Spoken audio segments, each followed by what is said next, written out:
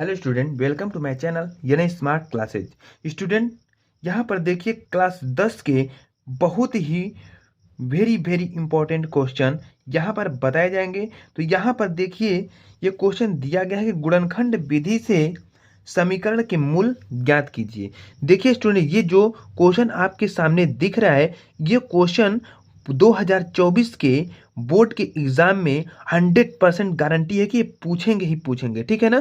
तो यहाँ पर ये इस क्वेश्चन को आप लोग जल्दी से समझ लीजिए, इस क्वेश्चन को कैसे सॉल्व करेंगे। यहाँ पर देखिए दिया गया करड़ी में 2x² प्लस 7x प्लस 5 करड़ी में 2 बराबर 0, ठीक है ना। तो यहाँ पर देखिए यदि आपको करड़ी का गुणनखंड नहीं आता है तो आप यहाँ पर अच्छे से देखेंगे तो यहाँ पर 100% गारंटी देता हूँ कि आपको बहुत ही आसान तरीके से समझ में आ जाएगा।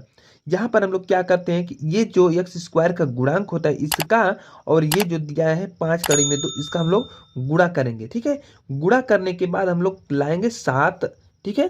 तो यहाँ पर देखिए 5 कड़ी में 2 है तो 5 कड़ी में 2 और गुणे x² का गुणांक है 2 कड़ी में 2, ठीक है। तो यहाँ पर 5 है और करड़ी में जब करड़ी का गुणा होता है तो करड़ी हट जाता है और जो नंबर रहता है वही 2 हम लोग लिख देते हैं, ठीक है।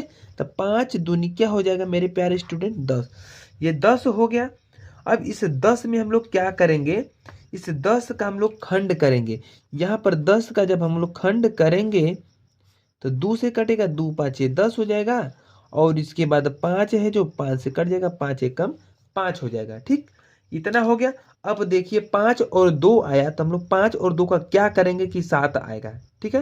तो यहाँ पर हम लोग बहुत ही आसान तरीके से बता देंगे कि 5 में अगर 2 जोड़ेंगे तो 7 आएगा। तो हम लोग लिख सकते हैं 5 प्लस 2, ठीक है। तो यहाँ पर हम लोग क्या करेंगे, यहाँ पर हम लोग लिख देंगे 7 को लिख सकते हैं करड़ी में, इसको लिख सकते हैं करड़ी में 2x²।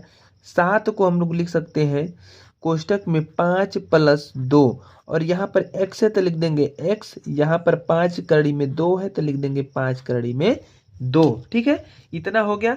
अब इसके बाद देखिए हम लोग क्या करेंगे, यहाँ पर करड़ी में 2x² कर देंगे, 5 का x में गुणा कर देंगे, 5x हो जाएगा। अब प्लस 2 का x में गुणा कर देंगे तो 2x हो जाएगा। अब प्लस यहाँ पर 5 कड़ी में 2 है तो 5 कड़ी में 2 लिख देंगे और बराबर क्या कर देंगे, 0 कर देंगे, ठीक। अब इसके बाद देखिए हम लोग क्या करेंगे, यहाँ पर देखिए बस आपको थोड़ा सा ध्यान देने की जरूरत है, आपको बहुत ही आसान तरीके से समझ में आ जाएगा। यहाँ पर करड़ी में 2 है लेकिन इसमें करड़ी में 2 नहीं है, यक्स है, यक्स इसमें भी है। तो यक्स यहाँ पर क्या कर लेंगे, कॉमन कर लेंगे। तो यहाँ पर करड़ी में 2 बचेगा और इसमें से एक x बाहर हो गया तो x बचेगा। यहाँ पर x बाहर हो गया तो क्या बचेगा, 5। इसी तरह से देखिए यहाँ पर करड़ी में 2 है और 2 को हम लोग लिख सकते हैं करड़ी में 2 गुणे करड़ी में 2। तो यहाँ पर 2 करड़ी में 2 हो गया, यहाँ पर तो करड़ी में 2 यहाँ पर कॉमन कर देंगे। तो यहाँ पर जब करड़ी में 2 एक है तो करड़ी में 2 इसमें का बचेगा ना, क्योंकि हम लोग 2 को लिख सकते हैं करड़ी में 2 गुणे करड़ी में 2। तो जब एक करड़ी में 2 निकल जाएगा तो एक करड़ी में 2 यहाँ पर बचेगा। और यहाँ पर x है तो x लिख देंगे और प्लस यहाँ पर कड़ी में 2 हट गए तो यहाँ पर क्या बचेगा, 5 बराबर क्या बच जाएगा, 0। इतना आपको बहुत ही आसान तरीके से समझ में आ गया होगा।